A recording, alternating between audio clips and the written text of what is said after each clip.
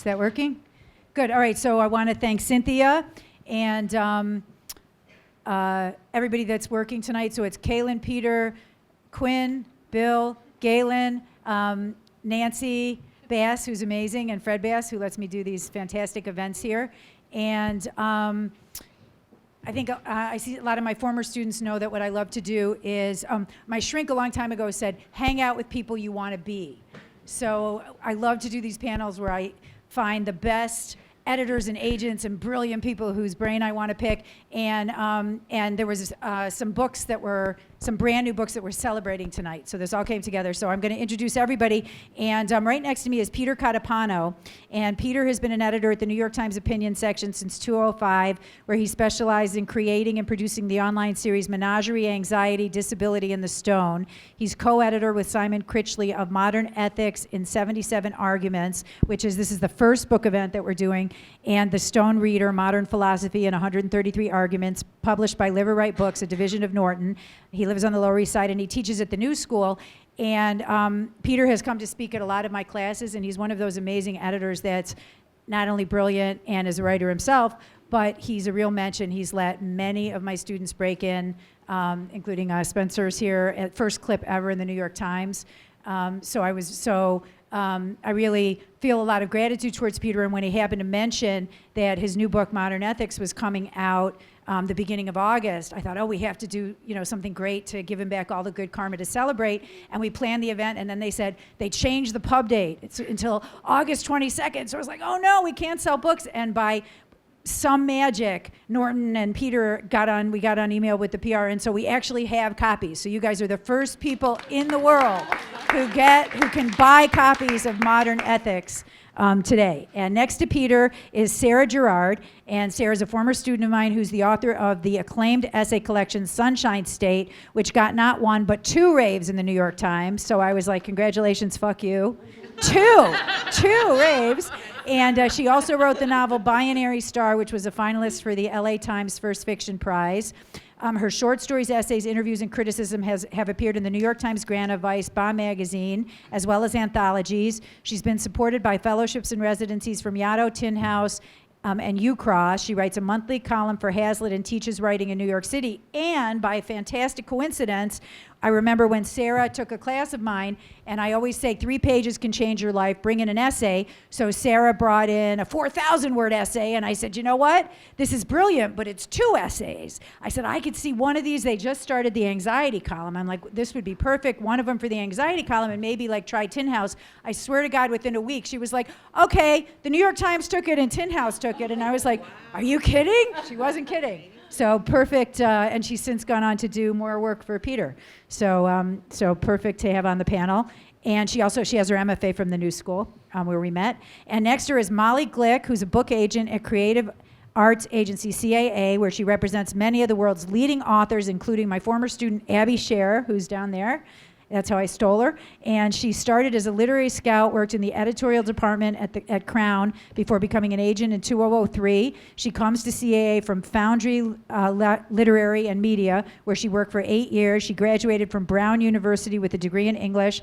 And when I asked Abby, they came to my class to speak, I actually learned a secret, which is you guys sort of look alike, so they're cousins. So that's one way to get an agent. I'm sorry, I'm going to spill all the dirt. Any exciting insider information I'm going to spill. Right next to Mollie is Phil Marino, who's a senior editor at Little Brown and Company, and before that was at Norton, where he worked on many award-winning nonfiction books, including Peter's Stone Reader and Modern Ethics, and by funny coincidence, New York Times frugal traveler columnist Seth Kugel, who is a former student of mine. And in 2009, Phil and publishing director Robert Weil relaunched the storied Liverwright imprint, helping to grow a list that now includes 15 New York Times bestsellers, and he lives in Fort Greene, Brooklyn. And Phil actually bought Peter's book and then left the house, but we figured we're allowed to steal him for a book panel to celebrate your baby, right? Because it's still your baby. Yeah. So we're so glad you could join us. Rakesh Satyal is the author of the acclaimed novel Blue Boy, which won a Lambda Literary Award, the Prose Poetry Award from the Association for Asian American Studies, and was called one of the 25 books that have shaped LGBT reading experience over the last 20 years by the New York Times. His new novel, No One Can Pronounce My Name, received raves from NPR's Fresh Air, Entertainment Weekly, and Rolling Stone, and he appeared on Late Night with Seth Meyers.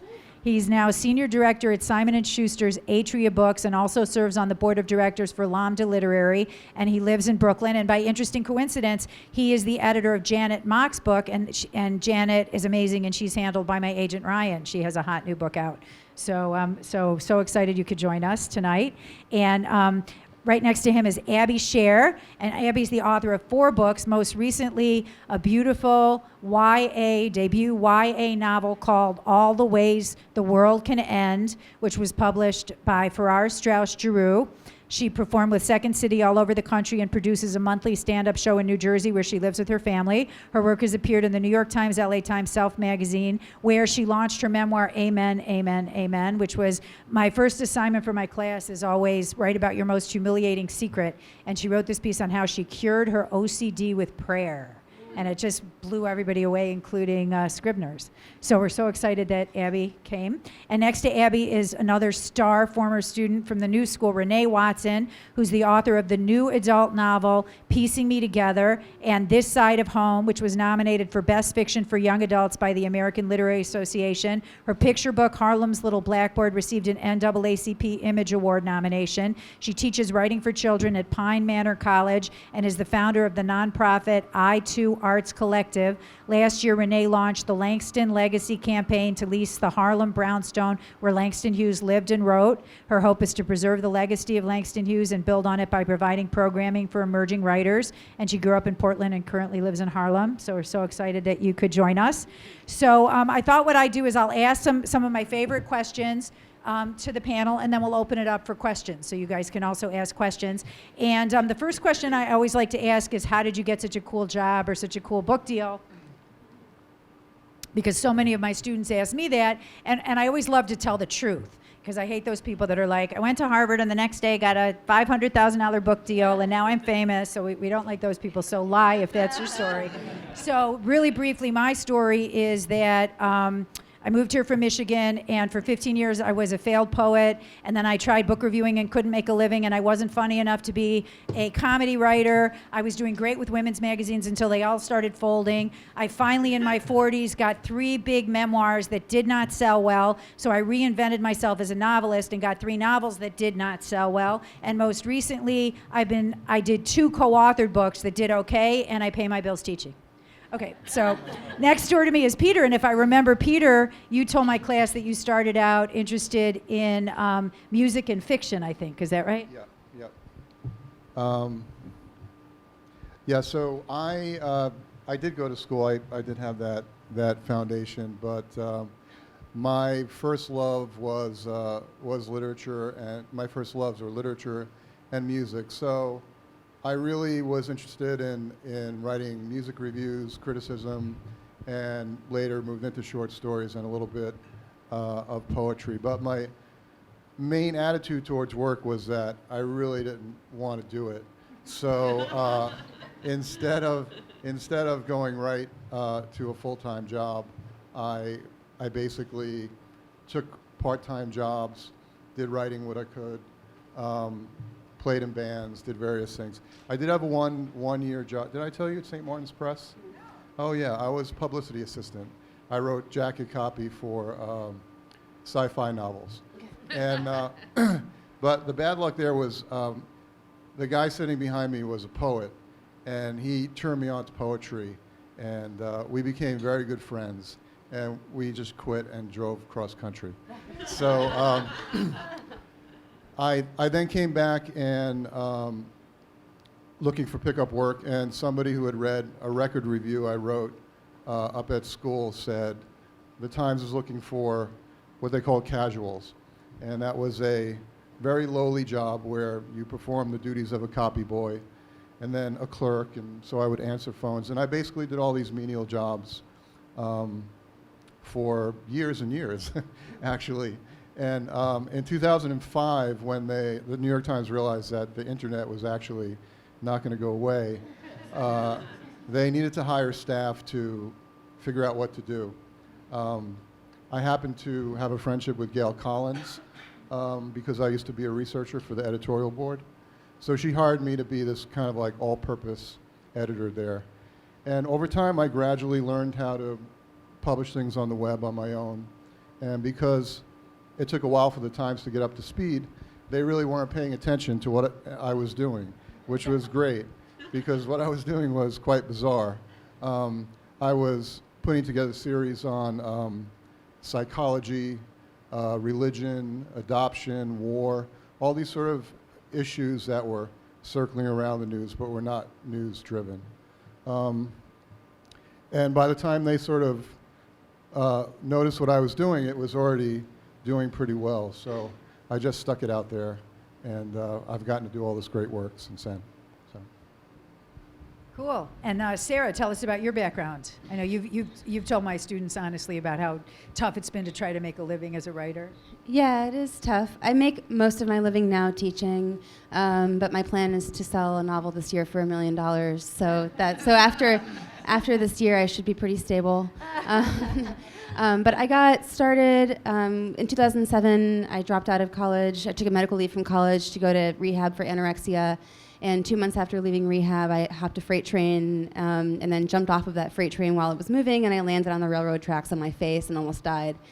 So 10 years later, now I'm writing a series for Hazlitt about my experiences with food, with my relationship with eating, 10 years into recovery.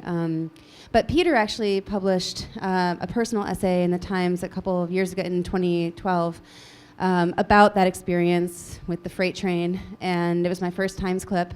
And in response, I got an email from an agent asking if I was writing a memoir, which I was not at the time, but I began immediately. And that memoir morphed into a really strange novel that did pretty well, called Binary Star.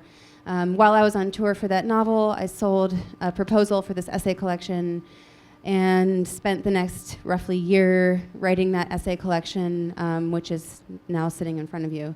So that has enabled me to teach, which is how I pay my rent.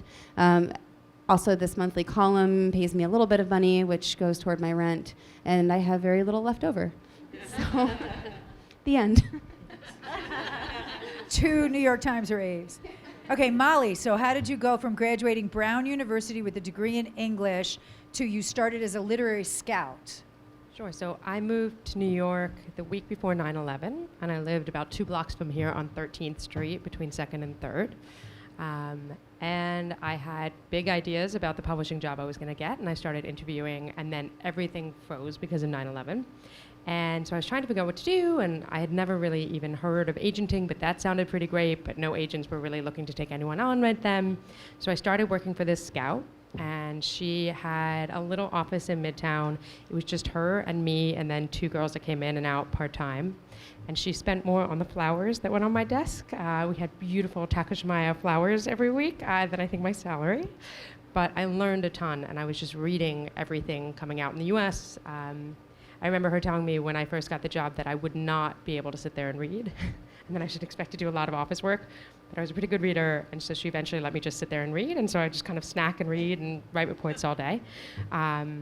And I realized at that point that I loved the reading, but that I had a lot of opinions about what was working and what wasn't working, and all I could do was say yay or nay. I could say, like, yes, a foreign publisher should take this on, and that's why, or no, they shouldn't take it on, but I didn't get to shape it and fix it, and I often would see a way that I wanted to get my hands in there and fix it.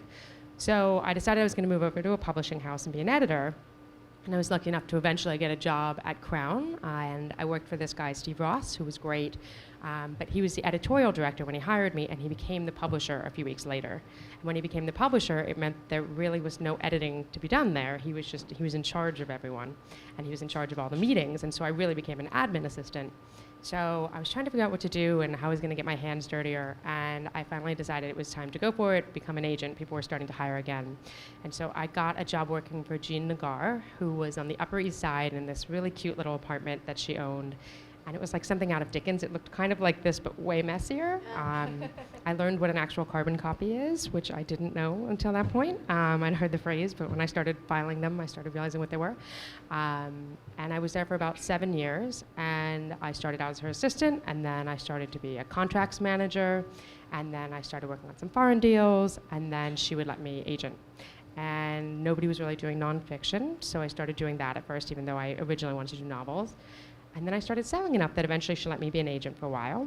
And eventually I realized that I kind of wanted to be in a more, it was a family business, I wanted to be in a bigger place, I wanted to be kind of out in the world a little more, although I loved it there.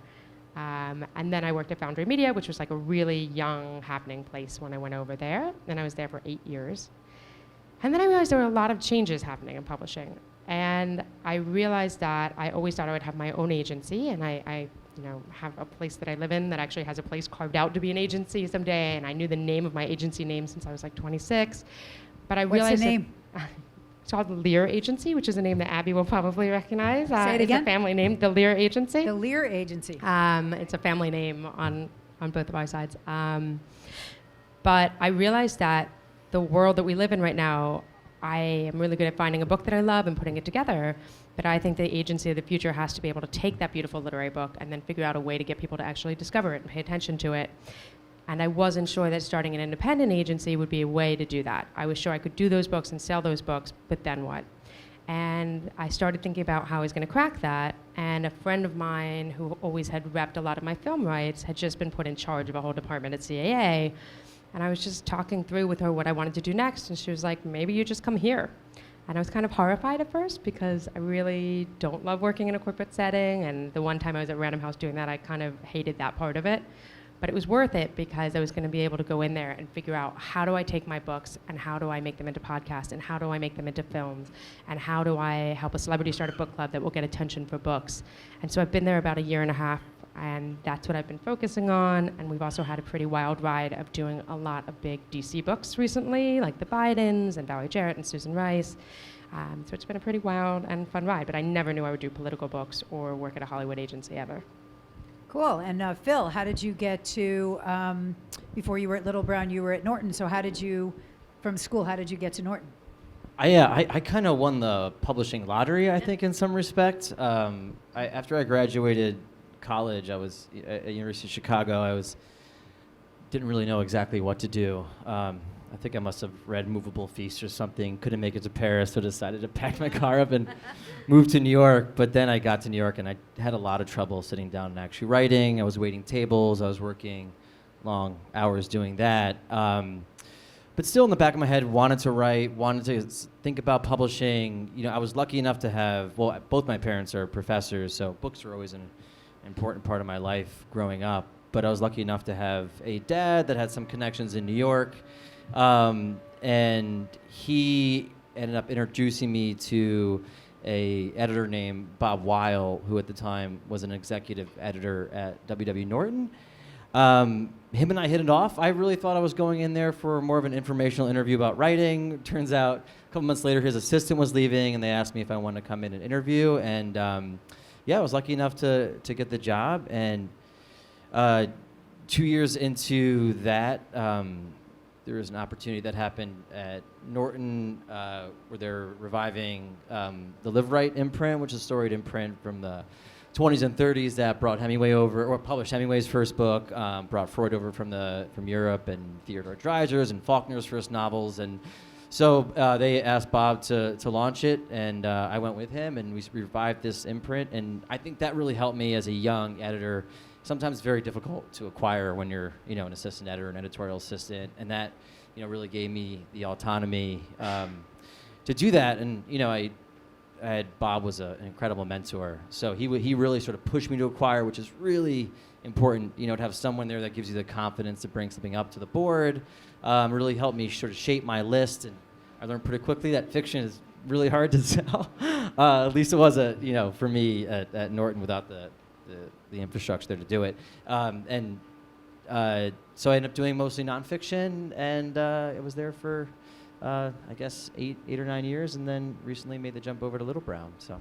Wow. And Rakesh, did you start out as a writer or an editor? I think I just started out as a nuisance, but I was in a creative writing program in college, but actually, this is such a name-droppy thing, but one of my professors in college was Joyce Carol Oates, who actually, and the reason why I bring that up is because she was the person who said, she noticed in my writing workshops that I actually seemed to enjoy giving editorial feedback more so than I enjoyed talking about my own writing. So she had suggested to me that I look into a publishing job, and I was completely baffled by that recommendation because, like many people, I had no idea how one even began to consider a life in publishing, and I guess I'd made up some fake degree in my mind where people went and studied like publishing, a bachelor's degree in publishing, and then they went into publishing. I had no idea it was composed of people from various disparate backgrounds. So I ended up getting an internship before my senior year of college with Jerry Howard, who's a legendary editor at Doubleday. And then lo and behold, I think, like as happens to many people, his assistant was leaving right when I was graduating. In fact, he wanted me to start 2 weeks before I graduated from college, and I had to say, I have to graduate first. So then I started working for him the Monday after I graduated. And I worked for him for about 4.5 years. He was also very encouraging in terms of getting me to acquire and to kind of build a list early. And he was both, at that time, an editorial director and an executive editor. So the job is kind of all the work of an editorial assistant matched with like the second workload of somebody who actually had to be an admin. So that was a bit crazy. And then I moved over to HarperCollins for about another 4 or 5 years, where I worked with Mollie for the first time, and on a book together. And then, and I did about, oh yeah, it's a 10-year, and it couldn't be more relevant. It was a book about robot sex, and it could not have been more relevant than now. So I worked on fiction and nonfiction there. And then I did that thing that everybody in publishing wonders about, which is what if I didn't work in publishing? So I ended up working for a firm based in the Bay Area that did naming work, so helped name products and companies for people. So I worked there for a period of time, and then I worked for an agency back here in New York that had a naming practice within it. So I worked there for a while, and then I really missed books, and so then I went back into publishing in February of 2015 at my current role, where I do primarily narrative nonfiction, and then some literary fiction as well. And then, yeah, during all of that, so I published my first novel in 2009, and then my new novel in May. So that was part of the whole thing. Fantastic. Now, Abby, you started out doing sketch comedy, right, in Chicago? I did. Okay, so tell us. Is that on? No? Sort of. There we go. Thanks. Yeah, I feel like Phil and I should play the name game later because I went to University of Chicago, and there I was conned into this crazy world called improv, and I don't know. I still feel like I'm making it up as I go along. I was doing theater in Chicago for maybe 10 years, and then I came to New York. Just switch it over. Should I just switch it over? There we go.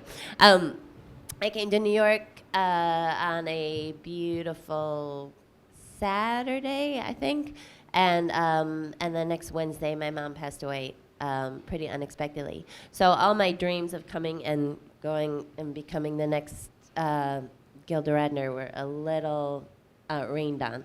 And I took a class on personal essay writing. That's what it was. I didn't know what a personal essay was, and it was just really therapeutic. It kind of felt like therapy on a page, and I did a lot of just spilling all my guts out. And I met amazing people in this class that just inspired me, and some of the people, including the teacher, gave me just great advice on how to publish pieces. And she took a piece that became that essay that went into Self magazine, and then an editor read it and said, you know, I think this should be a memoir. And I was like, why don't you go write it? Yeah, I can't say it pays the bills yet, but it's still really fun. So I kind of. And you actually you do freelance editing, right? I do freelance editing. I do a comedy show. I chase my kids around, and I publish an article. I publish like weird articles about strange Jewish events, and that just makes me very happy because it'll be like somebody who has a a Hitler puppet and how and how this relates to modern day, bigotry. But Okay. anyway, it makes me happy because I learned something. Great. And Renee, you're from Portland, and I know that you went to the New School. So Yes, I how did you? did. How did the book start? So my background is in psychology.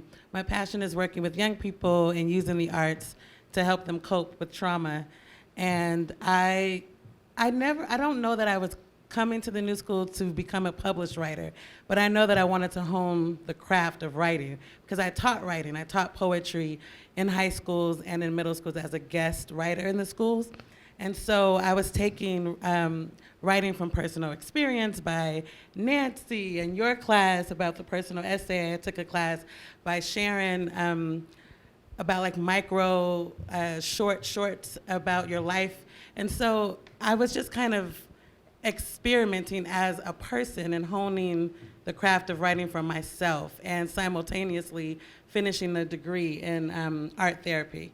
And so then New Orleans happened. So this is 2005, and I went down to, New Orleans happened, Katrina happened, and I went to New Orleans and did work with young people and used poetry to help them process all the loss and all the trauma that happened. And when I came back in one of my classes, it was an assignment to write about a serious topic for a child, like a picture book. So my first book that got published was my assignment for that class. I wrote the book as homework, and I always say this story because it can sound like, oh, so you just got lucky, basically. But for homework, I really wrote, like I did drafts and drafts and drafts before I would even turn it in for a critique in my writing workshop class. So by the time they saw it, it had been really worked on. And my professor was like, so stay after class. And I was like, I'm grown. Like, why? This is like, why do I have to stay after class? So I stay, I'm all nervous, and a colleague is, slowly packing up her bag. So I'm thinking she's being nosy. And really it turns out that my professor wanted to say, you need to get that published. What are you doing? Get going. You don't have to wait till you graduate. And my friend, the peer, was low-key editor at Random House and hadn't told anyone because she didn't want us sliding her manuscripts. So she was like, no, really, you need to get that published. And so that's how I got my foot in the door. I mean, she couldn't publish my book. She couldn't be my editor because she worked on like Bob the Builder, Dora the Explorer type of books. And mine was realistic fiction. But she introduced me to editors, and I got my foot in the door that way. So that was my book. The first one was published in 2010. And beginning, I was still teaching part-time, which meant for me a 3-day week of teaching in the school, mostly in the Bronx, and then summers off. So that's how I was able to write, because I was kind of on a teacher's schedule. And now, 7 years later, now I'm full-time writing and able to make a living off of it. But that was very slow coming. Fantastic. So now what I like to do is I like to get specific. And my shrink, we actually always talk about this great line, therapy saved my life. And so he says, upon the moment of commitment, the world conspires to help you. So I always think of that, and I like to be really goal-oriented. So in my classes, I always say 3 pages can change your life, and the first piece we do is the humiliation essay. So what's been really exciting is that there are many places in the New York Times that are open to essays. And so Peter, I want to talk really specifically about the essays you do. Now, I know you no longer do menagerie, anxiety, but you do disability, disability column, and the stone. And I know you recently took this fantastic essay about ethics and yoga, which was a regular op-ed from my student Sarah Harrington. So could you tell us a little bit about the kind of pieces that the New York Times takes? And most of my students who broke in, what they did was they wrote a 900 or 1,000 word fantastic piece. A lot of times they were either very timely or they were geared towards the specific topic. And they sent it in with a very brief cover letter just explaining what it was and who they were. So could you talk a little bit about what's going on now with disability, the stone, and also I think you guys still do some timely essays in the Sunday section. Yeah. So it's really hard to decipher if you look at the Times website or if you get it on your phone. But basically in the opinion section, we started doing what are essentially special projects, and they will be based around a theme, like The Stone is based around philosophy, anxiety based around people's experience on anxiety. And it was a way for us to kind of reach out to communities that already existed out there that had a special interest, and also provide things that, quite honestly, most times wouldn't make it into the paper. Now we produce so much more material that's not in the paper that it's really part of the mainstream. But the basis of it was personal experience, first-person essays, and it's hard to say exactly what makes us sort of jump for a piece, but certainly the voice. I know a lot of Sue's work in her class has to do with, the individual voice, and that has to be there for us to like it. But it's a very competitive marketplace right now. So the Sunday Review does take personal essays, but now we're competing with political stuff every day. It's a bit of a different landscape. So we do have The Stone, which is mostly written by people who teach philosophy, but not always. We just published a binding supervisor at a library this Monday, and his piece did great, and it was a terrific piece. So we don't sort of discriminate by credential. The disability series is mainly a platform for people who are living with disabilities who don't have the platform that most writers do, and that's been going for a year. We also have Red Century, which is about communism, and that includes history as well as personal stories about, my parents were communists. We still have sporting, yeah, and that's a Saturday series. So these are not all edited by me. So at this point, it's sort of like a form that's spawned. Would you agree that your best bet is to write an entire piece? A lot of people make the mistake, they think, I'm going to pitch this to an editor, but if an editor doesn't know you, they're not really going to pay attention. But if you have an entire piece that's great, which is only usually 1,000 words, that's a better way to go? In our department, that's the way. If you look at our section, we produce about 30 pieces a day.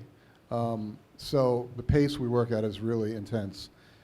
If you write a pitch, it might sound good, but then there's another step. We have to say, this might work, but you have to write it, and we have to look at it. So we tend to skip that. We're looking for pieces that are really well done from the beginning, or that have a great premise that we'd be willing to work with you on a little bit. Yeah. Great, and if anyone's interested, I'll put out my card. I've done Writer's Digest columns on what is a personal essay, the important elements of a personal essay, and also the important elements of an op-ed. And I will say that in the New York Times, also the New York Times Modern Love and Well Family also take essays. And I've had quite a few students who've not only broken in, but like Sarah wound up doing a piece that wound up being a book. Sarah, if you don't mind, you're actually a perfect person to ask a couple questions about how do you get rolling if you want to write a novel or an essay collection. And I'm under the impression, and I'm so excited we have agents and editors that could tell me if I'm right or wrong, but I'm under the impression that usually with a novel you have to write the whole thing, whereas sometimes with nonfiction, as you mentioned with Sunshine State, sometimes with nonfiction you could write a proposal. It could be anywhere from 20 to 50 or 60 pages, and you could get a book deal based on a proposal. But if you're just starting out, you almost always have to write the whole novel. So is that what happened with Binary Star? Yeah, and it was actually really difficult for me to sell Binary Star because it's written in a way that's pretty non-traditional. It's very fragmented. It's non-linear. Uses a lot of, there's a lot of nonfiction writing in this fictional framework just about astronomy. So, it would not. It's not my. I would not recommend that you write a novel like this right out the door.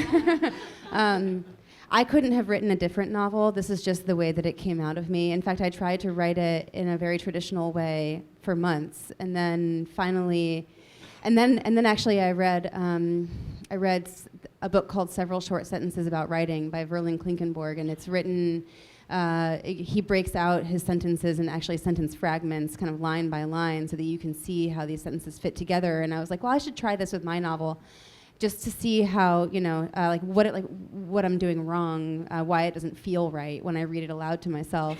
And then it felt right. When I broke up the sentences like that, it felt right. It read the way I had always wanted it to read. It felt the way I'd wanted it to feel, which is very fast-paced and intense and very interior. And I think psychologically, the fragmented formatting on the page matched the psychological state of the character, the voice of the character. So I wrote the entire book this way, and then I sent it to a bunch of agents, and they all turned me down. So I was working at a bookstore at the time and had gotten really into small presses and independent publishing. And I had some favorite small presses. I sent it out to these places, and Tin House was wanted to read it, and then $2 Radio wanted to read it, and $2 Radio ended up purchasing it, buying it. And I was talking to an agent at the time because I wanted to write an essay collection. I really like writing essays. She was looking for, I had heard a rumor, she's a friend of a friend, I had heard a rumor that she was looking for women who write nonfiction. So I was like, that's me. So we had coffee, and then about a week later, I got the email from $2 Radio saying that they wanted to buy Binary Star. So she agreed to broker the deal. She didn't take a percentage. It was like a good faith, gesture. She didn't take a percentage of that deal, but she said, okay, well, now you have to write a nonfiction book like you promised. So I thought a lot about what I wanted that book to be, and I sent her some pretty strange ideas before I finally came up with this one. And this was, you can't usually, from what I've heard and in my experience, you can't usually sell an essay collection on proposal. I mean, well, you guys can correct me if I'm wrong, but You had it's published, pretty. but you had published in the New York Times and Tin House and some good places, so had- I bet that was part of yeah. the proposal. Yeah, and actually, I should have included this in my first answer, which I rushed through. But I had also written journalism.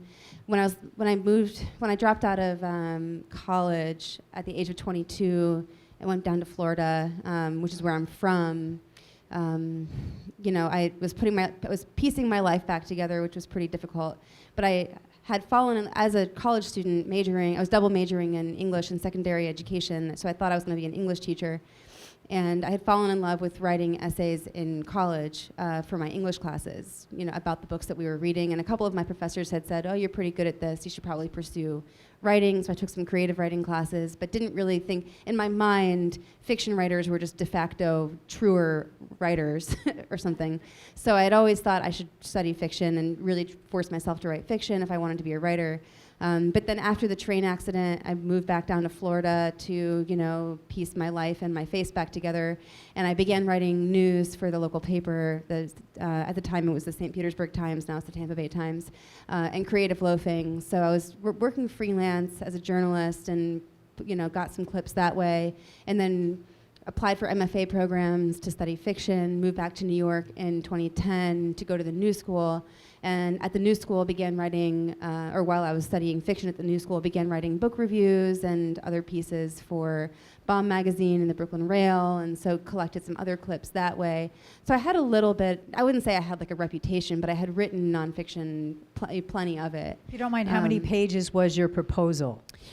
It was, so this is the other part of the story, is that I had made friends with I didn't he had reached out to me when Binary Star came out. Cal Morgan, who was at the time an editor at Harper Perennial, and ultimately acquired this book, but he had been kind of courting me for a little while. I think in part because he liked my novel, but also because he saw that I was just really ambitious about promoting myself. I had actually kickstarted my book tour and raised $10,000 to take myself on tour for a month when my novel came out. So that was pretty good, marketing-wise. So, and that kind of got his attention. So he and I had dinner a couple of times, and then, my agent and I sent this proposal around to lots of different editors, and I had phone conversations with lots of different editors, but he's the one who ended up acquiring it. The proposal was actually pretty thin. It was, I had there was a synopsis, there was a list of authors who I thought could blurb my book, and then there was a chapter breakdown with descriptions of each chapter, and then a couple, I had, I think, two complete chapters, and then a partial chapter. So Right, it was, and she also had yeah. published essays, which is what's so great about if you start publishing essays, and we'll ask Right. we'll ask Mollie and the editors. But I think if you start publishing pieces in the New York Times and Tin House, then that makes an editor more interested in you. This is true, yeah. And as I was writing this book, I was also continuing to publish essays, and I published one in Menagerie and elsewhere. Cool. So Mollie, you've done fiction and nonfiction, right?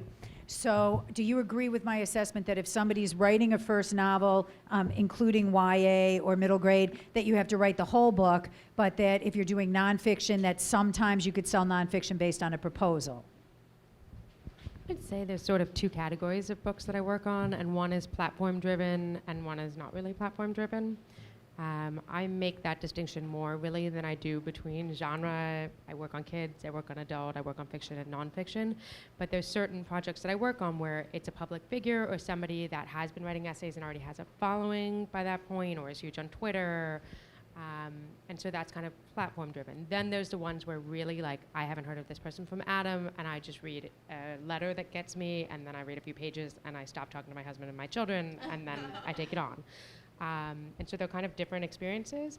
And I would say that if you're the person that's platform driven in both fiction and nonfiction, but especially nonfiction, you can probably get away with a really great proposal. The thing that I try and structure in nonfiction proposals has changed a lot.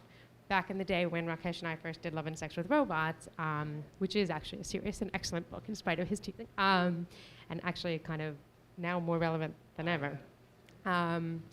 I used to do these beautiful like 70-page proposals where it would be like 3 sample chapters and every detail, and you map the whole thing out. And I really have moved away from that kind of a proposal now, and I think it's more important now to do like a 25-page proposal, but have every little morsel make you want to read the next thing that's coming along. It needs to be enough of a vision that the editor can see that you've actually given some thought and you know where the book is going, but I'd rather leave them wanting more than giving them everything and letting them object to something. So that's the kind of proposal that I try and pull together. Great. And now. also, I have a lot of students that'll say to me, you know, oh, I just published this essay in the New York Times. I want an essay collection, or, you know, I want to do a memoir, so give me all the names of your agents. Or they'll say, oh, it took a month, but I finished my whole first draft of my novel. I'm going to contact that agent that was at your panel. What's their email? And I always try to slow people down because I feel like you should not go to a literary, I mean, it's one thing if a literary agent comes to you, and if you get published in, you know, Peter publishes you, if you're in Tin House, if you're at the Wall Street Journal, sometimes agents and editors will find you and approach you. But if you're going to approach an agent, I feel like it shouldn't be with one published piece. I feel like you should be on your way to finishing a proposal, and also, or a completed fiction manuscript. Yeah, I would so also do say- you sometimes get people Yeah. contacting you too soon? Yeah, I mean, I usually am not requesting material if they're coming to me and there's not kind of proof of concept there. But the other thing I would really recommend is I do think in general, I think it's amazing that you had that collection kind of ready to go at that point. I think if you don't have that background, you haven't demonstrated that marketing finesse or something, you kind of had a brand for yourself already and you were kind of setting an identity out there. If you haven't done that yet and you're going to write nonfiction, I think it's better to have a memoir idea or a narrative nonfiction idea and to really have an outline of what you want to do. And a great litmus test of whether a topic is really going to hold for the length of a book is to do a chapter outline. And doing a chapter outline when there isn't a real book there is a horrible experience because you try it and you realize, like either it's too broad of a topic or it's too narrow. It's kind of like writing a thesis paper. Like you realize pretty quickly if you're going to get it together. If you can do a chapter outline and you can really show a beginning, middle, and end, and you're more and more intrigued by the topic and you still want to do it, that's when it's probably a book topic worth pursuing. Great. And Phil, when you mentioned that you mostly do nonfiction, so when you're doing nonfiction, do you agree that a lot of these books are selling by proposal? And could we talk about the elements of a nonfiction proposal? I mean, just really briefly, I'll tell you what I usually just write my whole memoir and tell it that way because I never know what it's about until I finish it. But the 1 or 2 times that I did a nonfiction proposal, it was I got the title, subtitle, a 2-page overview, 2 or 3 sample chapters that I thought were really good, the chapter breakdown, a little bio about me, and a little bit about the marketing. So meaning that if I had any specific ways that I thought I could sell it. So is that what you're looking for in a proposal if somebody comes to you? Yeah, there really aren't any rules with proposals. I mean, if you came out with some wacky, something that if you have a wacky idea for a book, maybe you can write a wacky proposal that sometimes reflects it. That being said, yeah, usually there are certain fundamental parts of a proposal. the introductory note, I think, is the most important. I mean, you have to understand it from our side of the table. You know, when at an editorial board meeting, you know, we're reading sometimes, you know, 4, 5, 6 proposals. You know, on top of the proposals we have to read, you know, ourselves, on top of the manuscripts that we're reading, on top of the stuff we want to read in the New York Times or whatever to stay, you know, abreast of what people are talking about. So I think as Mollie mentioned, I think the quicker you can get across, you know, what makes your book special, I think the greater chance you'll have at really grabbing, whether it's an agent or especially an editor. One other thing with nonfiction, at least that I've recognized, is that, you know, every publishing house, every editor is probably going to have a little different vision for how that book is going to actually, or how that project is actually going to become a book, how the narrative is going to take form. So I think it's sometimes in your favor to leave, you know, to as Mollie mentioned, leave people wanting more, but not necessarily being incredibly stubborn about how you think that book should be or you know, unfold. Because a lot of times when, you know, I have to argue that, well, it's not, you know, what the author wants to do. I had a conversation with her or him, and really my vision for the book is aligning with hers or his, and that's a conversation that happens every single editorial board, where my vision for the book is different than what's on the page. So the more you end up putting on the page, a little bit the more danger you have of sort of pushing people away whose vision might not necessarily align with yours. But yeah. Interesting. And also, if you don't mind me asking you and both Rakesh, usually editors at the top 10 publishers they usually don't want authors contacting them directly. They would prefer to get material from agents. Is that correct? Yeah, Please. that is correct. Okay. I think it's more sort of what Phil is saying. It's just sheer volume in a way too. Plus, there is, you know, as a writer and an editor, I always tell people, you know, you want an agent involved because it's a business decision that you're making. It's a business relationship that you're establishing with not just that publisher, but going forward in your career. And so I think, but yeah, you do need a bit of distance in a way too, to have somebody who's an arbiter of taste to kind of be involved in the project and shape it in the ways that, like Mollie is talking about, where you get a pair of eyes on it and somebody whose job is truly to know the market and sell your work into it. So that becomes really vital to have that person who's judging the work a certain way.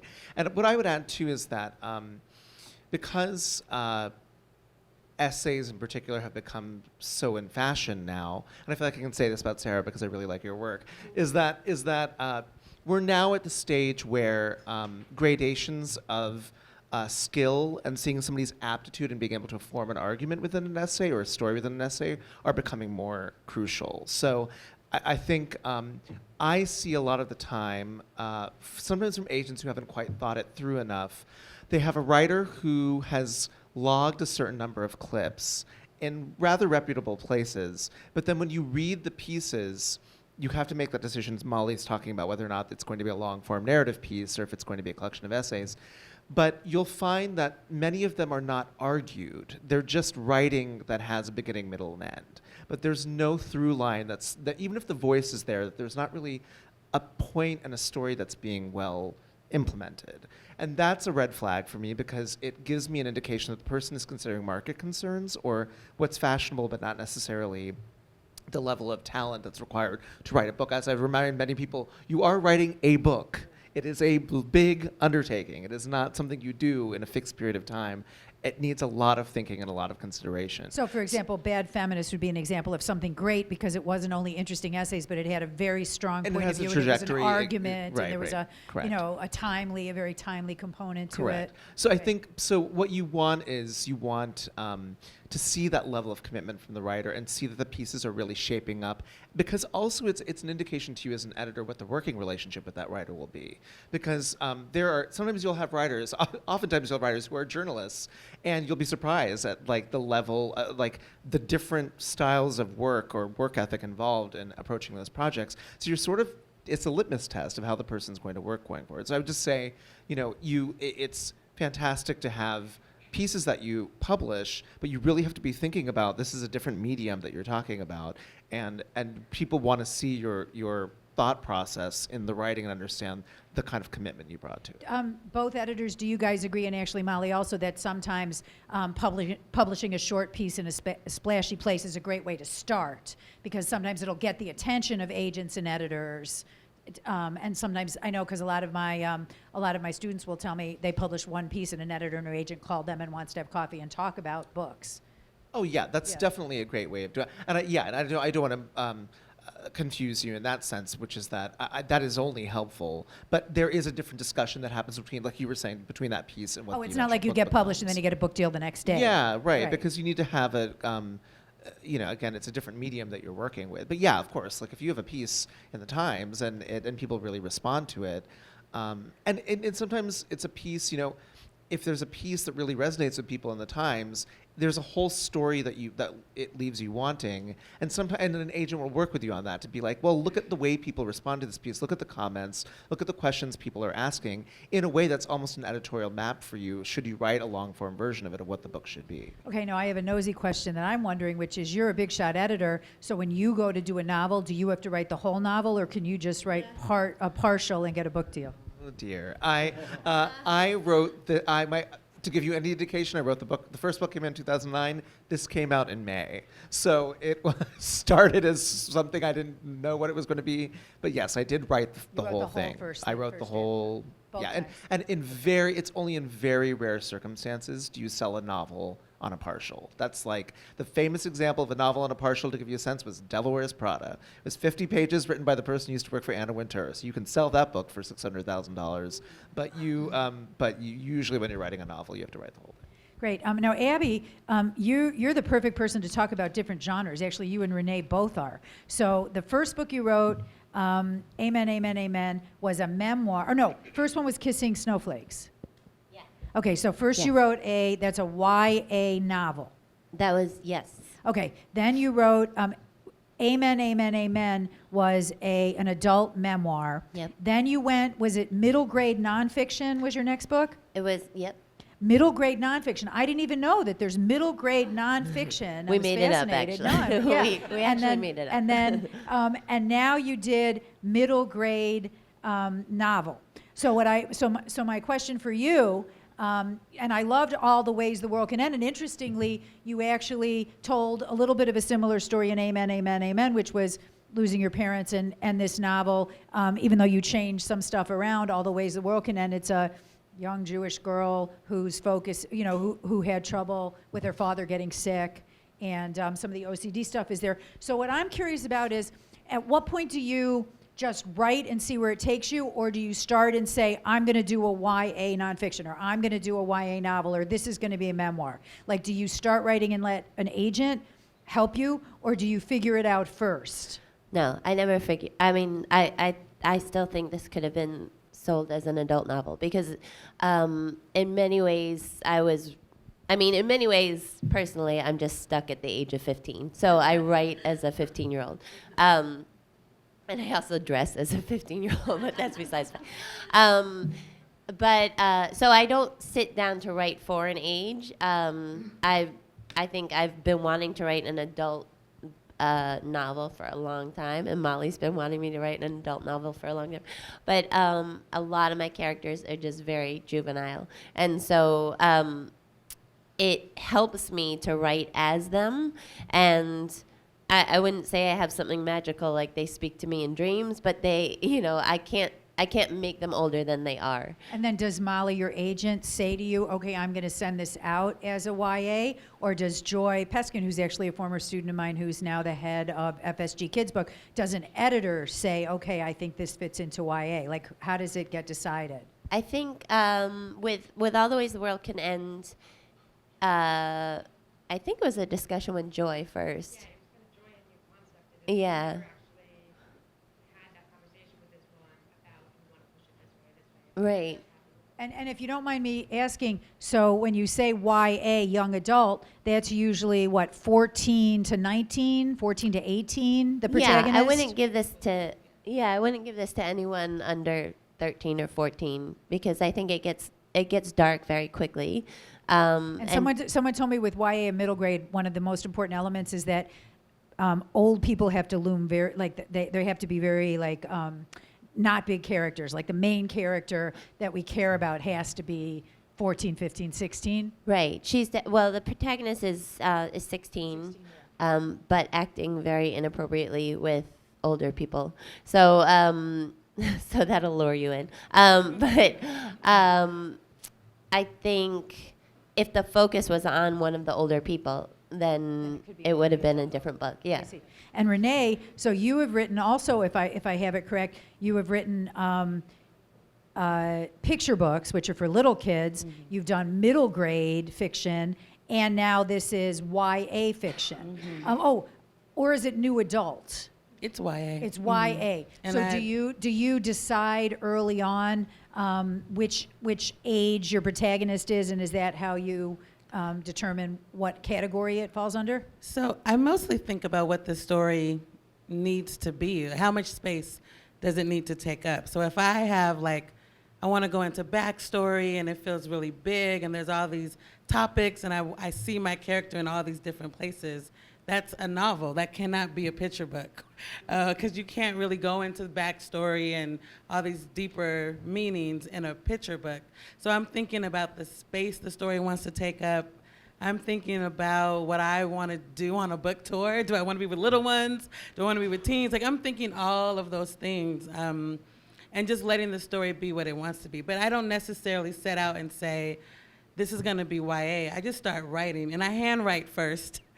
Just to get, I don't know, there's something about pen to paper for me that gets me in the head of my character. And then sometimes I'm like, oh, right, this is actually a poem. This is not even a novel. Or this is a play, because all the characters just want to talk and talk and talk, and there isn't much inner thought or, you know, so I always just say I'm a writer. I write poetry, I write plays, nonfiction, picture books, and whatever the story needs to be, I just try to let the story tell me what it's supposed to be. And if it's fiction, do you write the whole book? Yes, I'm just at a point with my publisher that now I can say, so when you get your first book deal, in children's lit anyway, part of the contract is that publisher gets, like, first refusal. Like, they get to look at whatever your next work is going to be, and it's exclusive. So you kind of just, like, if they love what you're doing, you'll just keep publishing with them until you write something and, like, actually this doesn't fit, and, you know. So I forgot your question, but Now you're at a point where you could probably just say, for my second book, I want to do this. Yes. So because of that reason, you just kind of like, well, what's next? And so now I can just talk to my editor over lunch and say, okay, I'm thinking of doing this, and I kind of want to branch out and maybe not do social issues. I want to do something more fun, and then we just talk. But I still have to do a proposal of some sort, which usually is maybe 60 pages and kind of a vision for the book, because at this point they know me. But I think that if I was with a different editor who didn't have this track record, I have 5 books, so we have a relationship now, I probably would still have to write the full thing. Awesome. So now one of my favorite questions is, I want to hear, what are writers doing wrong? And so, Peter, I know when you come to class, we always have a list of, like, things you should never do to a New York Times editor, and it's send your piece on Tuesday and phone them on Wednesday saying, did you read it yet? Did you read it yet? Or have typos in your lead. So could you talk about what would make you feel like, I don't want to work with this person? Yeah, I feel like I always have a different answer every time I come to your class. So the backstory to my first piece of advice is that I think one of the secrets among editors is that most of us don't really like to say no. Like, it's actually a really painful process. And if you get 50 or 60 or 70 people writing you a week, and even if you can't get back to all of them, you have to say no, and we don't really want to say no. A lot of times it's because the piece is good, but it's not the right time. We don't have a place for it, and sometimes it's just not good. A lot of times people will submit something, I'll politely reject it, and they'll write back and ask, can you tell me why you didn't take it? And that's a really big burden. And I always refuse that. The other thing I really don't like is when a writer I've worked with sends me a piece and I reject it and he publishes somewhere else, which often happens, he'll then send me the link. You can tell I'm talking about someone specific. I thought you'd be interested that, you know, the Los Angeles Review of Books published this piece, and then he'll start sending me links to other pieces he's published that I've shown no interest in, as though to show me that I was misguided. So he could be right, but it's really hard to deal with that in the mix of everything else. And also, a lot of editors say, if they say no, the only appropriate thing that you should ever do is thank you for your time. So I've actually had editors say that people write nasty comments, like respond in a nasty way from a rejection. You might have to tell them the truth, and that could be harsh. So. And Sarah, you teach now. So you're teaching fiction or nonfiction? Both. Okay, so what are the mistakes that you're seeing in the work of your students? I mean, I know I do this thing with when I teach nonfiction and essays. I like people to have an aim exactly where they're going to write for, because otherwise sometimes someone will say, oh, I have this great essay that's 10,000 words. Give me your New York Times editor. And I'm like, no editor that I know at the New York Times wants 10,000 words. You know, and they just get, so I like to get students very, you know, have them aim very specifically, and that's a big mistake, that people aren't paying any attention to word lengths. What do you find in your students? What kind of stuff are you helping them with? Wow. Well, you know, my students are all in different places, you know, different levels of experience. So I don't like to say that they're doing anything quote unquote wrong. Most of what I try to do with my students is just excavate the deeper meaning of their work and find a structure for their work that that fits that is appropriate for the content. One thing that I hear over and over again is, oh, well, that's covered in this other chapter that you haven't read yet, you know, and it's like, well, I want to know right now, you know, right here and now. No, I mean, a lot of what I do with my students is just kind of like the heart work, you know, like what is the story really about, beneath the surface. So dig deeper. Dig deeper. And also, you know, showing instead of telling, you know, this should be a scene, this should be a scene. Things like that. And I'm saying this because, you know, right now I'm teaching children and I'm also teaching adults. So this is mostly with the adults that I'm talking about, Sure. you know, yeah. But and when I'm writing fiction, you know, our lessons are pretty focused around the pieces that we're reading that week in our fiction class, and I just try to give my students tools, you know. Good. Yeah. And Mollie, as I said, a lot of my students seem to go to agents way too quickly. Can you tell me, I've also had agents say that they get an email for a pitch or a book, and it's, they could see that the email has been sent out to 22 people. So like, could you talk about what should we never do if we're contacting an agent? What would make you feel like I'm never working with this person? I think one mistake a lot of people make is that they query about multiple projects at once, and I just can't process. Like, One even if they're all project at a great, time. it's too much to process. I think, you know, you were saying before that you don't want to have to say something that's not nice to somebody about the feedback. The honest answer for me is, yeah, maybe it's not nice feedback, or maybe I don't remember it because it didn't make an impact, and that's actually even worse. Like, I don't have anything constructive to say because I read it and I was reading a lot of things, and I'm looking for the thing that sticks with me, and then I feel like I have to finish. That's almost worst thing to say. It's like, I don't even remember this thing, and that's not really something that I'm doing wrong. And also, sometimes people will query an agent and they'll say, I'm attaching my 700-page novel. And I always feel like, whoa, why don't you just introduce yourself in a few lines, maybe link one clip, and then let the agent say to you what they want, because sometimes I found an agent will say, let me see the first chapter, or, you know, go slower, I agree right? with that, and I think the one other kind of related caveat I would give is that sometimes I'll ask for a novel and they'll send it, and then they start sending me revisions of it. So you don't get to do that. Like, it's one, and then even the way that I'm organizing my query folder and my slush starts getting messed up, and I can't keep track of that anymore either.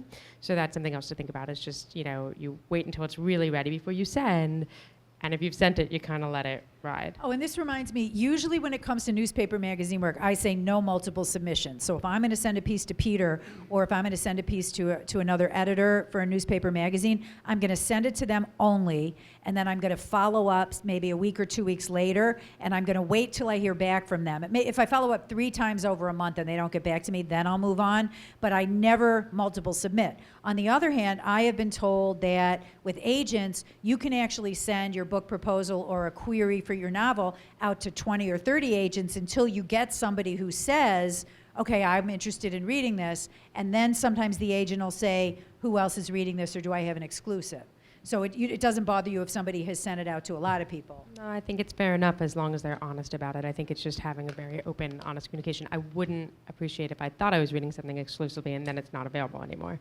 I think it's really just about treating somebody in a professional way and kind of following the standards of that industry. But if I ask, does anyone else have this, and they say no, then I expect that I have an exclusive. Great. And Phil, so you're getting nonfiction proposals probably mostly from agents. So what are the mistakes that you're seeing in nonfiction proposals these days? Like what are common mistakes that would make you not want to work with someone? I think sometimes what does get lost in the whole process is that this really is a business. And I think, as an editor, our job is sort of to filter, but also to take your project and present it to our board. So, imagine Shark Tank, but it's really us getting yipped at and yelled at about, whether something is commercial or not. So the more ammo I think authors can put into their proposal about why a book is going to sell and why it's going to work, and the more specific that can be, the better. For example, with Hillbilly Elegy, big #1 bestseller, every single proposal we saw, if it had anything to do with anything sort of, social anything, it was Hillbilly Elegy. And that's just not helpful for us. I think the more specific you can get with your comparable titles, if any of you have published something, whether it's in the Huffington Post or the New York Times, contact that editor, see how many hits it got. A lot of the time that'll sound impressive. If 100,000 people, shared an article or clicked something, no matter where that article is placed, it can actually be, it can be, again, ammo that you can use to make something seem commercial. But yeah, I think that sometimes does get lost. Just the And idea a lot of editors say, do not compare your book to The Great Gatsby Yeah. or to Eat, Pray, Love. Yeah. Right. Rakesh, what about with fiction? Are there any specific problems that you see with fiction that you're getting? I'm trying to think. I'm like so many problems. No, one thing, and I actually don't know the answer to this question, but I assume like Mollie is a really good agent, so she works very closely with her authors. But sometimes I get submissions, and I really do think, did the agent do work on this? And I feel like an author has the right, in a way, in a respectful, professional way, to indicate the level of commitment creatively that they want from the agent. Because in this market, which is increasingly difficult, as we always hear, you need your work to be in its best shape. And I do feel that agents have gotten a bit hasty, where I'm seeing something and I can tell it has not been revised within an inch of its life as far as they could take it. And I blame the agent a bit, because I'm like, this is not ready for me to be seeing it right now. So that's one thing I have concerns about. So I think that's more on the agent end than the writing end. But I do think voice is the thing. I mean, I always say to people, this is very basic. The two elements are voice and premise. And if it's a really great premise and the voice really delivers on it, that's fantastic. But even if the premise is not completely ironed out, it really is the strength of the voice that draws people in. And I mean that mainly for fiction, because I think nonfiction, like Phil is saying, there are commercial concerns about what the market is and what other books have been. But, it's true. Like, people are going to begin your manuscript, and if the first few pages don't show you a certain voice and blow you away, it just, by logistics alone, it's not something that is going to have a certain life within the house, because the sheer volume of things people are considering and the just sheer factors people have contributing to that. So I that is, it's important to get people to take a look at your work before you send it out to agents. Don't get too many cooks in the kitchen, people you trust, one or two, and thinking about it that way. And I writing teacher of mine forever ago gave a really good piece of advice, which I've always thought was really perceptive, which is that it's really instructive to read the debut novels of writers that you admire. And in many cases, the most lauded work by that person will be the debut novel. But in many cases, it won't be. In many cases, these are career authors who didn't kind of find success until their third or fourth novels. And it's not to say that you're looking for kind of diminished work, but it's instructive sometimes to think about where that person began a career and what the writing seemed like. And oftentimes what you'll notice is, even if it's not the most well-executed work of fiction, the voice is there. It's something you pick up on immediately, and you see there are certain hallmarks of the writer's perception of the world that become incredibly helpful to you. Yeah, and by the way, this leads exactly into my answer for the mistakes that I made in my own career, and this is one of my secret weapons, which is I was working on a novel for years, and it wasn't selling, and I was getting really, really frustrated, and finally, and people were liking it, but I wasn't really getting tough criticism, and finally I went to a friend who was a really tough critic, and I'm like, tell me the truth. This was a book, it was overexposed about two women switching lives. So tell me the truth, what's wrong with this? She said, okay, number one, you have no imagination whatsoever, stop writing fiction. Number two, it's about two sister-in-laws, which is really boring, write about sex. And number three, you're ambivalent about this woman, right? You write better about people you love. So I'm like, so I shouldn't try to sell it anymore? She's like, put it away. So I went home swearing, thinking she's an idiot, crying. Next day I read High Fidelity, and I thought, there's a part where he goes back and he remeets his top 5 heartbreaks of all time. And I thought, oh, that's a guy, just looks at the woman, says, oh, she's still hot, I'd still fuck her. And that was the whole thing. And I said, if it was a woman remeeting her top 5 heartbreaks, there'd be like thousands of pages of diary entries and the therapy appointments and the gum wrapper. So I went home and I launched this book, 5 Men Who Broke My Heart, which is a memoir about sex and men that I loved. But when I was, so I'm trying to sell it, and I've already wasted many years not being able to publish books and helping other people publish books. So I'm like the wedding planner who can't get married. So my shrink said, I was jealous that I had 2 close friends that both had books out. One had a big advance for a novel and one had a big advance for nonfiction. He said, take them out to lunch or dinner, pick their brains, see what they're doing. So I took out Larry for lunch, nonfiction guy, and I said, any tricks? I'm trying to sell this book, any ideas? And he says, okay, don't tell anyone, but there's this ghost editor that I paid to go over my proposal. Her name is Sally. She's brilliant. She used to be an editor at Doubleday. Use my name. So I said, okay. Then I took my friend Yona out for dinner, and she did the novel, and I said, any tricks? And she said, yeah, don't tell anyone, but there's this editor named Sally, this ghost editor. So I told my shrink, I contacted Sally, and she said she'd be about $2,000 to go over my project, which was about 300 pages. So I said to my shrink, that's insane, I can't afford it. The whole reason that I'm doing this is to make money. And he said, are you a fucking idiot or what?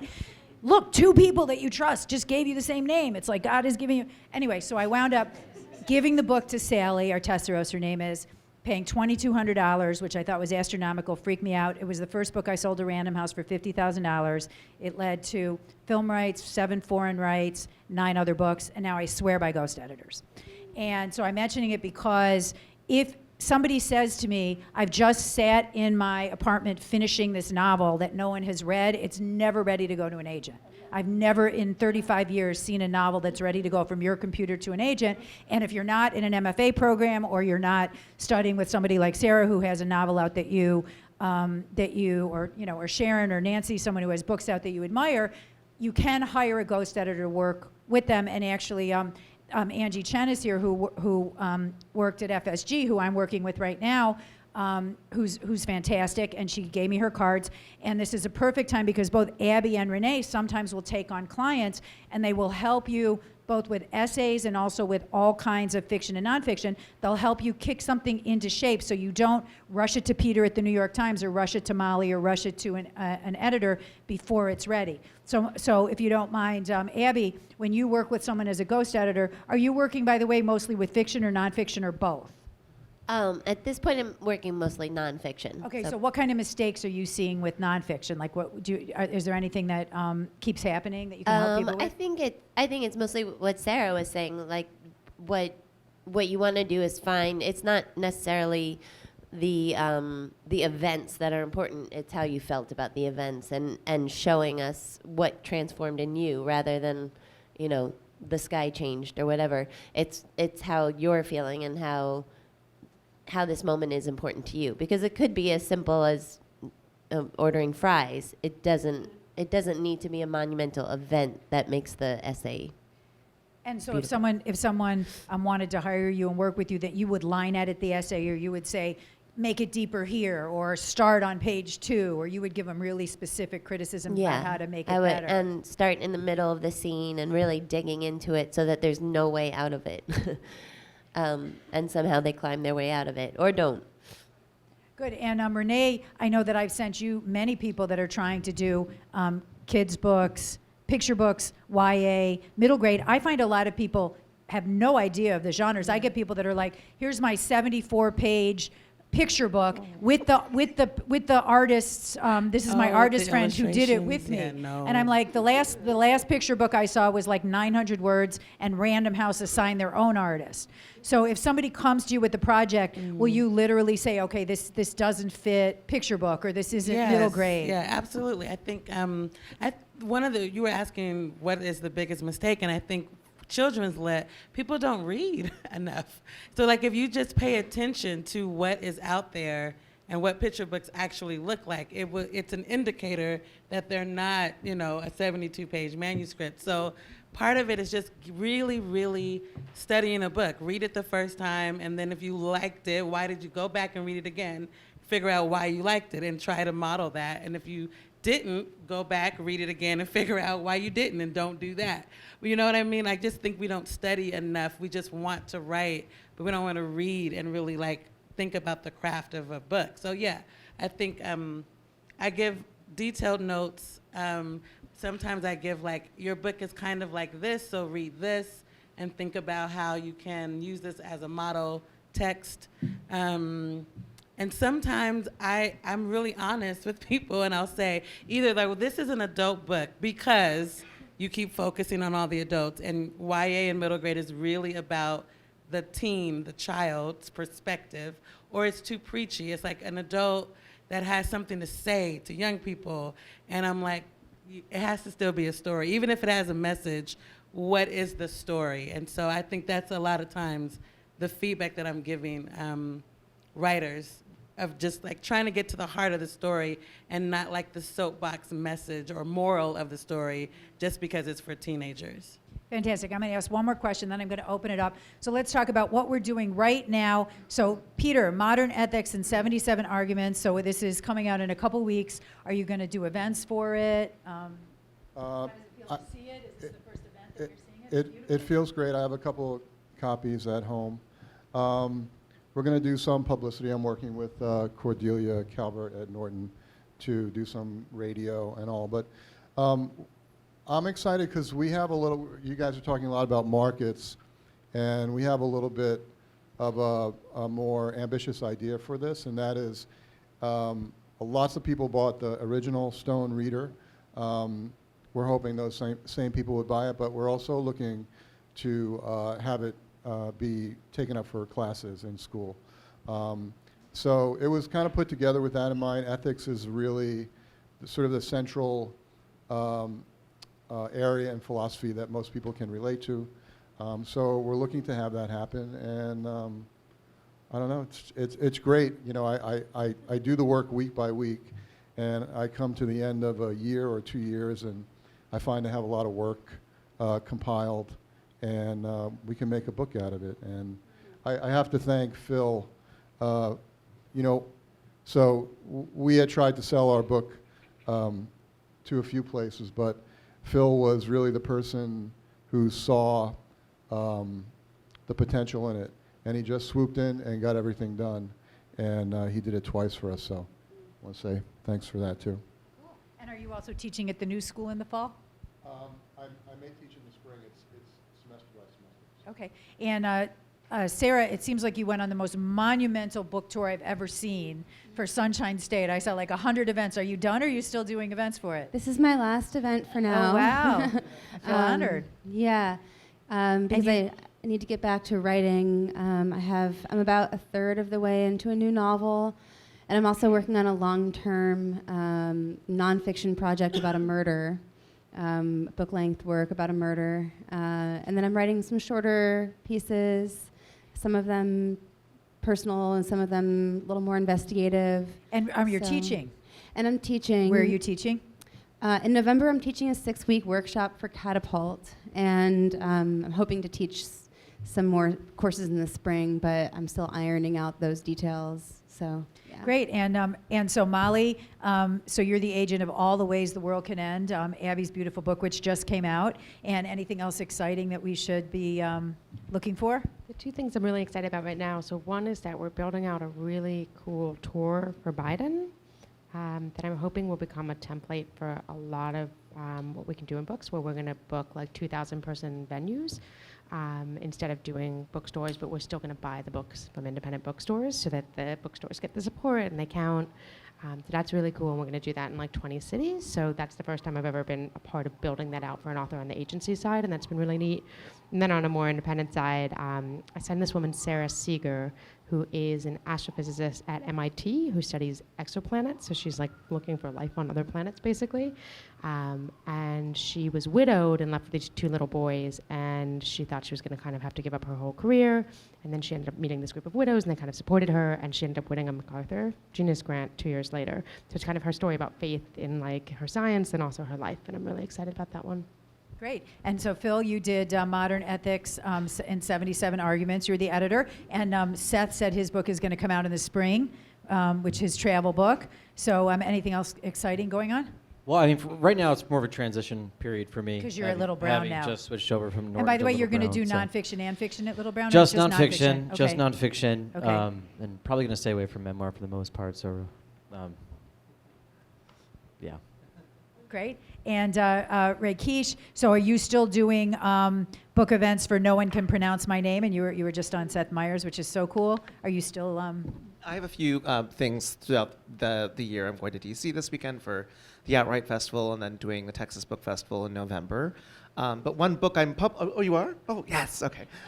One book I'm publishing in September through work that I really want to mention to this audience in particular because I'm really proud of it, and the genesis story is actually quite fascinating, which is that I'm doing a memoir by the TV reporter Michael Osceola, who had a really popular column for Entertainment Weekly for a few years called Ask Osceola, where he kind of pioneered the spoiler column where people would write about their favorite TV shows and get kind of dirt on them before the episodes aired. And years ago when I was working at HarperCollins, I think it was around 2008, I'd approached Michael about doing a memoir because he was this really beloved TV personality, an interviewer, and he now runs TVline.com, which is a really successful TV site. But so we were really enthused at working with each other, and he got busy, and then I'd left publishing, and then I came back into publishing, and in the ensuing time, this awful thing happened where his partner of 13 years was diagnosed with a very rare form of neuroendocrine cancer. And actually, the day that he was officially diagnosed, they took a cab from Sloan Kettering to City Hall and got married. And then he was ill for 11 months and unfortunately passed away. But Michael was documenting their experience together online, and his writing was so darkly funny and incredibly moving, and the voice was just blew me away. So I reached out to him kind of delicately and said, have you thought about turning this into something long form? And he wrote me back 5 minutes later and said, that's exactly what I want to do. I just need to do it with somebody I trust. So we've worked on the book together. It's coming out in September. The title is Spoiler Alert, The Hero Dies, which is a really amazing title.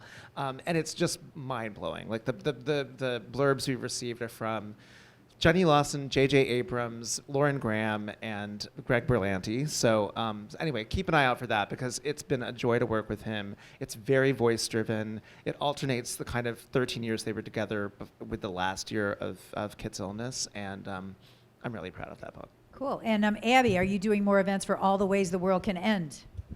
Yes, us what you're doing. I'm reading tomorrow night at the Jefferson Branch Library, the YA reading series, and then I'm going to be reading up in Cape Cod, which is always fun.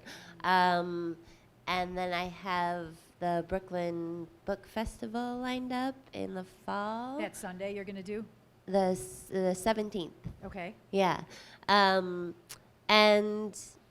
then I hope in the fall I'll be doing more schools and things. I love going into schools.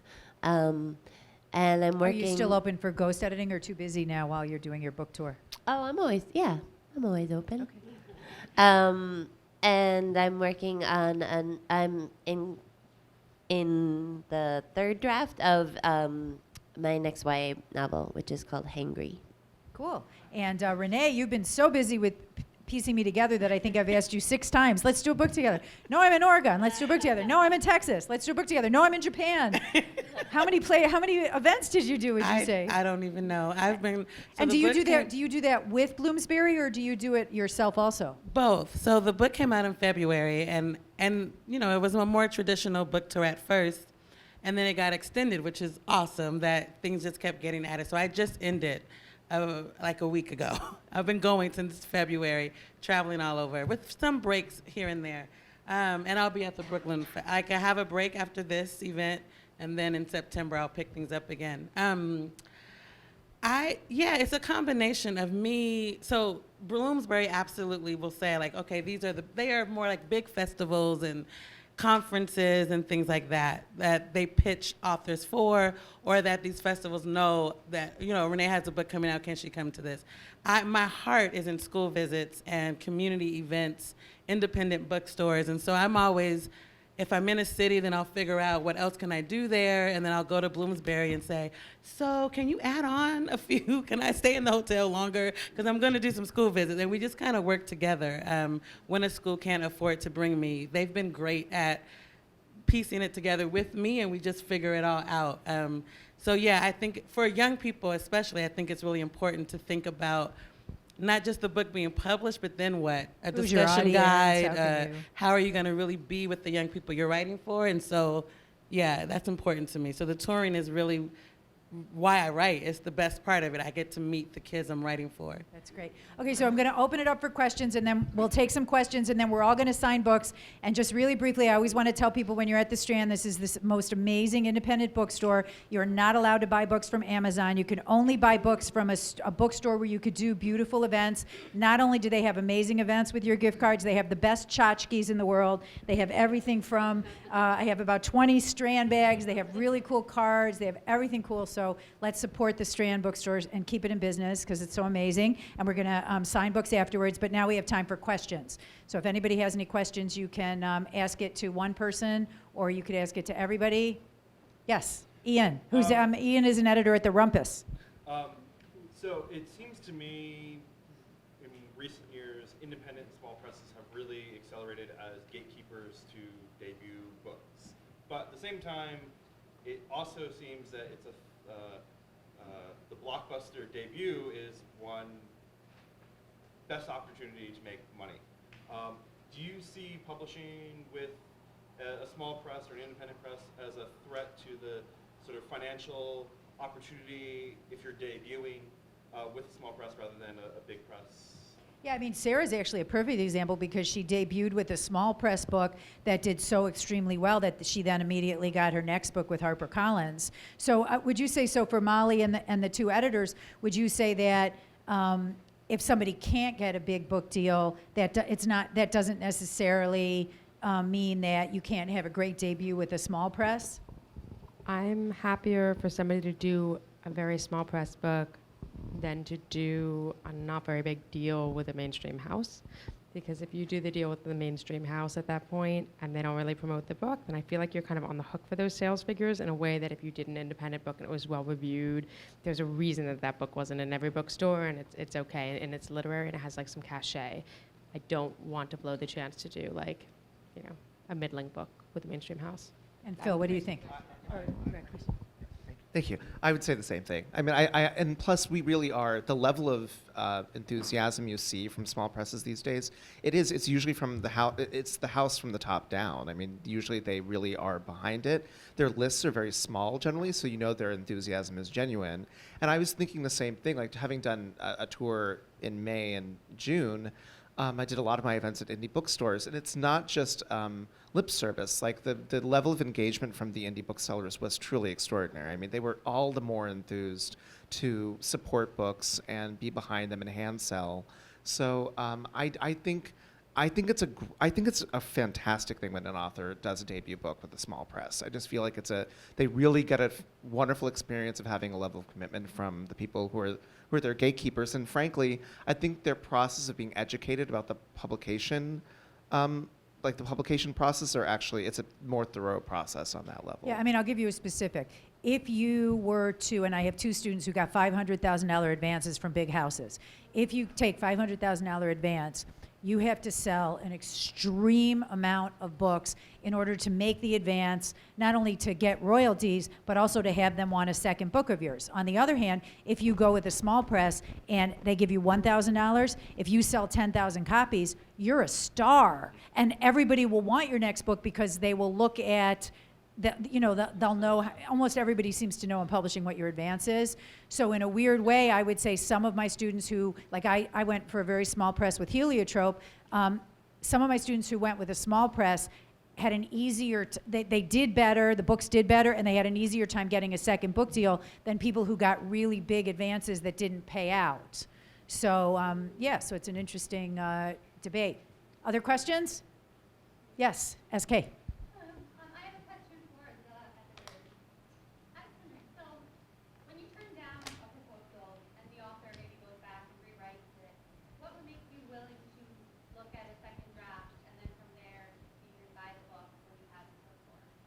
Yeah, that's a good question. So she wants to know if editors already said no to a book project, can they revamp it? And by the way, I just want you to know I have 10 books out. 3 or 4 of them, not only did I revamp, changed titles, I changed genres. One of them took so long to sell, it took 13 years to sell, that my theory is all the editors that had already read it died out. So there was a 24-year-old who missed the whole thing who bought it. But there is a history of people being able to sell books to revise them. What do you think? Yeah, I mean, I can't speak for fiction, but with nonfiction, when I reject something, if I think there's potential, a lot of the time I'll give a clue about that or a hint that maybe if something changes, feel free to submit it back to me. But I can't really remember in my 9 or 10 years having rejected something outright and then having it resubmitted and then having a different feeling about it. So, but Yeah, I think that's similar. Is that if I see there's something in a nonfiction proposal, I'll let the agent know that. I mean, that happened with a book that I have coming out next summer, which is a collection of essays, which is that odd thing where it was actually a memoir proposal and it made more sense as essays. And I really believed in the writer. I was aware of his work. I felt like he was giving voice to a certain community that doesn't typically get a kind of amplified voice. And so I said, what I said to the agent was, I do think this should actually be essays, not a memoir. Is there a way you can repurpose that material and craft it in a certain way that it kind of constitutes a memoir through essays, but it's just that structure works better because that's what he's known for and what he has great aptitude for doing. And then they redid the proposal, and truthfully, again, going to my earlier point, which is that the level of commitment it took for him to really rethink that and really bring his best writing to the table and really take some time and think about that meant a great deal to me just professionally. And so then now we're working together and doing the book together. Yeah, and I would say being willing to hear criticism and compromise is fantastic, and it's part of the reason why I pay ghost editors, because I don't want to embarrass myself in front of agents or big editors, so I will work with ghost editors, and I want criticism, and quite often I heard, this is not a memoir, it's not dramatic enough, fictionalize it, make it into a novel. It worked. I had another book that I thought was a memoir that was actually sold as a self-help. And it hurts to hear the criticism, but then if you could be open and realize that, especially if you're working with, Angie works at Scholastic and at FSG. Renee and Abby have published a lot of books. So we're talking about professionals who've worked on tons of books who might have an overview that you don't have. And also Sarah is a teacher, Peter teaches. So sometimes if you could be open to criticism and revise, I think that's a good way to get successful. Any final questions? Yes. I don't know if you're going to force me out of here, but I'm a Christmas historian, and I've had several manuscripts. And then last fall, somebody said, it's time you did something. So I sent out a Christmas letter for over 30 Okay, what's your question? Because we only have another minute. Okay, so the question is, I self-published through Create Space, Amazon. Here it is. Now, it's very hard to sell this now. So is your question, can you go from self-publishing to getting a big publisher? No, but what is your thought about the future? Because I've got fabulous reviews on Amazon, but I've heard of people who have self-published a book that has sold a lot of copies, and that usually means 10,000 or more, and that has been a positive thing when they go to agents for the next book. But I've never, except for 50 Shades of Grey, I've never heard about a book that first was self-published that then got picked up. What do you think, Molly? It's a thing that was happening for a while. I think the better thing to do would be to put efforts into marketing it on Amazon and do it, like really make the push in self-publishing. I would make more of a push to market it in self-publishing and then try and get that track record rather than approaching agents with it right now. Yeah, so try to sell it as best as you can. And here's a trick. I find one of the ways that I market my books is that I always say, 3 pages can change your life and 3 pages can launch a book. 3 pages can also sell a book at any stage. So just for an example, at one point I did a splashy modern love and we mentioned 5 Men Who Broke My Heart. 7 years later, it went to 4 on Amazon for the day. So if you, anything else that you write and publish that has a short piece that has the name of your book is a way to generate heat. Same thing if you could get on radio, if you could ever get on TV, you can hire a publicist. So there are a lot of ways that you can get juice for a self-published book, I think. Good, any final questions? Yes. So I just have a question for the ghost editors. Do you ever get something where you just have to say, like, don't waste your time? Like, or do you try to work with everything? Great question. You go first. I ask the writer, why do you want to tell this story? And is this the best time to tell it? And is this the way that this story should be told? And let them answer that question. I'm never going to say, don't send it out, but I'm absolutely going to say, I don't think this is ready, or this is usually when I'm at that point, especially in children's lit, because writing about diverse people and marginalized people is a trend. And sometimes that's where when I get a manuscript that's problematic because I feel like it's racist or sexist or something that's really like, do you really want to put this out in the world, like for real? I will say that, and then, they have to make their own decision. So yeah, I'm honest, but I think sometimes stories just need to sit for a moment, and it might not be time to tell that story, or in that way, to Sue's point, maybe it's not a children's book and it really is an adult novel or whatever, but I will have that conversation. I'm really honest, but I try to be mindful of how would I want someone to say that to me? So I would never just be like, oh, this is horrible, don't do it. But I would hopefully guide that person to a place of waiting and really thinking about why they want to put that book in the world. Abby? Yeah, I think I'm not a person for confrontation, so I would probably avoid that, don't put this in the world. But I also think that there's always going to be some nugget that's worth it. Even if it's on page 51 where they finally broke down and cried, and then they quickly zoomed out of that moment in a sentence later. I think there's always some place where you can point to and say, what was this moment about, and why is that there?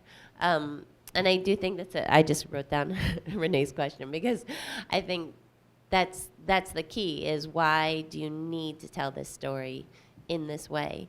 And it can be as simple as just asking that question and then letting the writer decide whether they're going to want your help or not. And what's so exciting, because a lot of us teach here and do ghost editing, what's so exciting is I find writing can always be made better.